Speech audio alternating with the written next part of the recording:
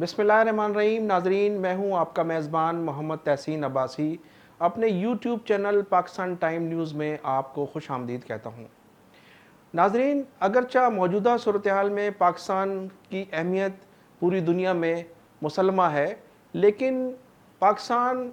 आज जिस नाजुक सूरत हाल से गुज़र रहा है उसमें पूरी कौम का तकाज़ा है कि वो होश के नाखून ले और बैरूनी जो साजिशें जन्म ले रही हैं उनके ख़िलाफ़ पूरी कौम मुत्तहदा होकर मुकाबला करे। मौलाना आदिल शहीद की शहादत इस बात का खुला सबूत है कि हिंदुस्तान की तरफ से हमारे मुल्क में कभी माजी में सुन्नी शिया फसादात कराए गए, लेकिन जब वो सुन्नी और शिया आलमों की आला क़यादत और उनकी एक आला ज़रफ़ी के बायस इन फसादात ने जन्म न लिया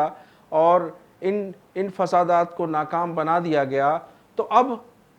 हिंदुस्तान की ये कोशिश है कि वो मुल्क में फ़िरका वारियत सुन्नी शिया वहाबी बरेलवी को लड़ाकर एक ऐसी सूरत हाल पैदा की जाए ताकि जो पाकिस्तान में सीपेक के ज़रिए इनकलाबी तब्दीलियाँ आने वाली हैं उसको मुतासिर किया जा सके। नाज़रीन, आज पाकिस्तान की जो सूरत हाल है वो बड़ी अहमियत अख्तियार कर गई है। अमेरिका जैसा सुपर पावर हो या फिर चाइना तो हमारा बेसिकली माजी में भी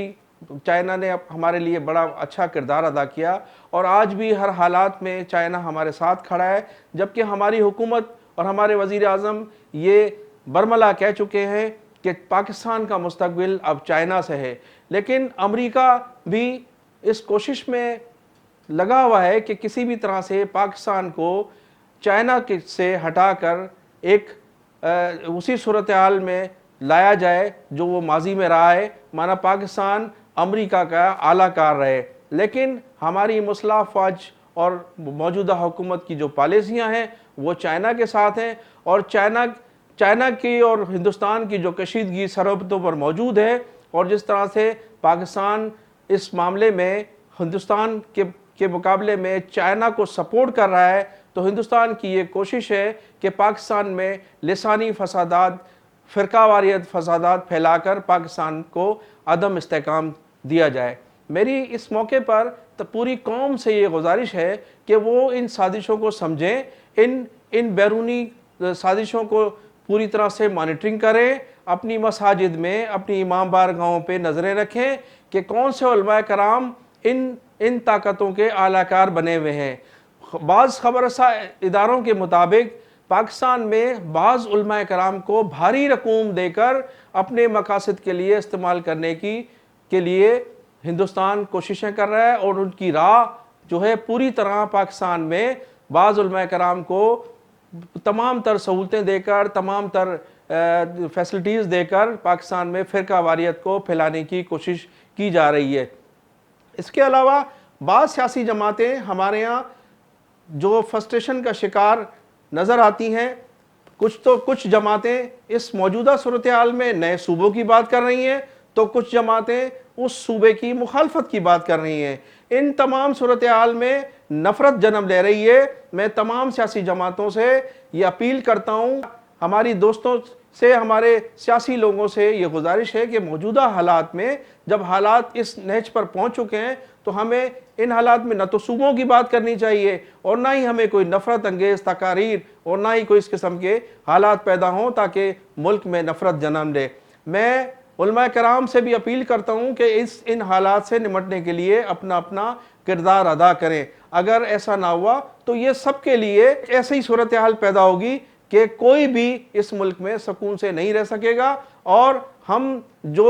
ख्वाब देख रहे हैं सीपेक के बाद वो ख्वाब हमारे चकनाचूर हो जाएंगे। मैं फिर भी तमाम अपने जो सहाफ़ी दोस्त हैं जो हमारे कबीले से ताल्लुक़ रखते हैं उनसे भी दरख्वास्त करूँगा कि वो लोग भी आगे आएँ और अपना किरदार अदा करें। हमने माजी में भी इस किस्म के मसाइब देखे हैं और इन फसादात को फेस किया है, लेकिन आपने देखा कि इन फसादात के बाद जो सुन्नी शिया हुए माजी में या जो लिसानी फसादात हुए तो मुल्क पीछे की तरफ गया है। کبھی کسی بھی ملک میں فسادات کے بعد ملک آگے نہیں بڑھتے، ملک پیچھے ہی چلے جاتے ہیں۔ ہمیں ان فسادات سے اجتناب کرنا ہوگا۔ دوسری جانب ناظرین، کشمیر کی جو موجودہ صورتحال ہے اس میں ہمارے جو کشمیری مسلمان وہ مقامی لیڈر جو کسی زمانے میں ہندوستان کے اعلیٰ کار بنے ہوئے تھے، آج وہ لیڈران بھی کشمیر کی آزادی کے لیے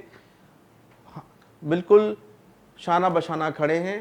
ان کشمیری رہنماؤں کا کہنا ہے کہ پاکستان اور چائنا مل کر کشمیر پر حملہ کریں اور ہمیں آزاد کرائیں۔ تو اگر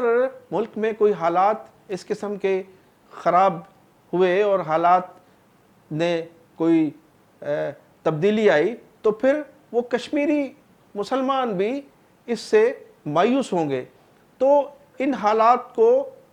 ہمیں فیس کرنا ہے۔ ان حالات میں حکومتوں کی بھی ذمہ داری ہے، ہمارے سیاسی لیڈران کی بھی ذمہ داری ہے کہ وہ ہماری افواج پاکستان کے ہاتھ مضبوط کریں،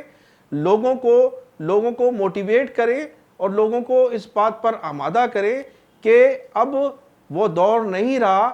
کہ ہم لسانی فسادات یا فرقہ وارانہ فسادات پیدا کر کے اپنے مفادات حاصل کریں۔ تو ہماری ایجنسیوں کو اور ہماری افواج کو اور قانون نافذ کرنے والے اداروں کو ان مساجدوں کو، ان علماء کرام، ایسے علماء کرام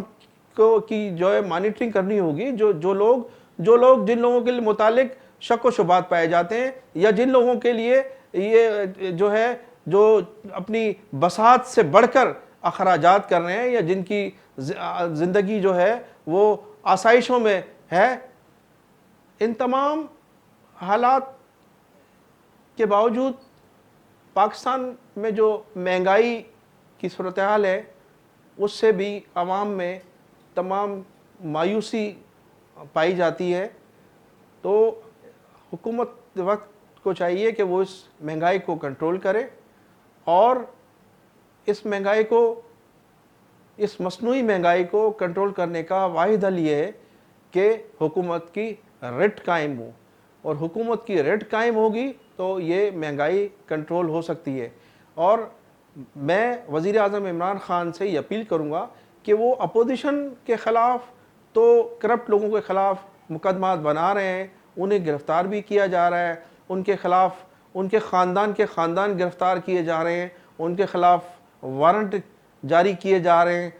سیاستدانوں کو بغاوت کے مقدمے بنائے جا رہے ہیں، ان سیاستدانوں کو باغی قرار دیا جا رہا ہے جو اس ملک کی ترقی و خوشحالی میں اپنا ماضی میں کردار ادا کرتے رہے ہیں، لیکن انہیں اپنی کیبنٹ میں، اپنے ساتھیوں میں، اپنی حکومت میں بھی شامل ایسے لوگوں کو تلاش کرنا ہوگا جو اس قسم کی کرپشن میں ملوث رہے ہیں۔ گزشتہ دنوں پاکستان کی 446 میڈیسن میں جو 40% اضافہ کیا گیا، آخر وہ کون لوگ تھے جنہوں نے اضافہ کیا؟ وزیر اعظم صاحب فرما رہے تھے کہ مجھے اس بات کا علم نہیں۔ اس وقت ناظرین پاکستان میں اگرچہ شوگر 100 روپے کلو بک رہی ہے تو ہمارے ملک میں گندم کا بھی شدید مصنوعی بحران پیدا کیا گیا ہے۔ اگرچہ گندم کا ہمارے ہاں بحران نہیں، اور گندم جس طرح سے افغانستان اسمگل کی جا رہی ہے اور جس طرح سے ماضی میں کی جاتی رہی ہے، یا میں انکشاف کرتا ہوں کہ سندھ میں بعض گوداموں پر گندم کو خراب قرار دے کر، ناقص قرار دے کر اور اس کو بیچنے کی کوشش کی جا رہی ہے، سستے داموں اپنے لوگوں کو دینے کی کوشش کی جا رہی ہے، جس سے بحران پیدا ہوگا۔ وہ گندم بالکل ایک اچھی حالت میں موجود ہے اور وہ گندم ماضی میں بھی استعمال کی جاتی رہی ہے، لیکن اس گندم کو جان بوجھ کر خراب قرار دے کر اپنے ہم نوا لوگوں کو فروخت کرنے کی کوشش کی جا رہی ہے۔ اس سلسلے میں ہم ایک آگے چل کر ایک مکمل رپورٹ اپنے چینل پر پیش کریں گے اور تمام کرپشن کو آشکار کریں گے جو ماضی میں 8 ارب روپے کی گندم کس طرح سے بیچی گئی، کون لوگ تھے، کن لوگوں کو دی گئی، اس وقت سیکرٹری فوڈ کون تھے اور آج وہ کہاں ہیں، اور اس کے علاوہ اب گندم کی کیا صورتحال ہے۔ تو ان الفاظوں کے ساتھ مجھے آپ اجازت دیجیے.